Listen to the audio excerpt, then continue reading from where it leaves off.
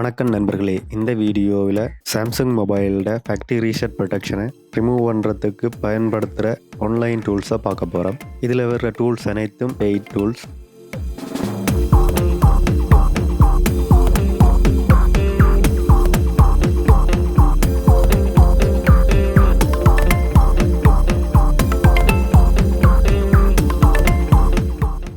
இதில் வர்ற ஏதாவது ஒரு டூல்ஸை பயன்படுத்தி சாம்சங் மொபைலோட FRPயை நீங்களே ரிமூவ் பண்ண முடியும்.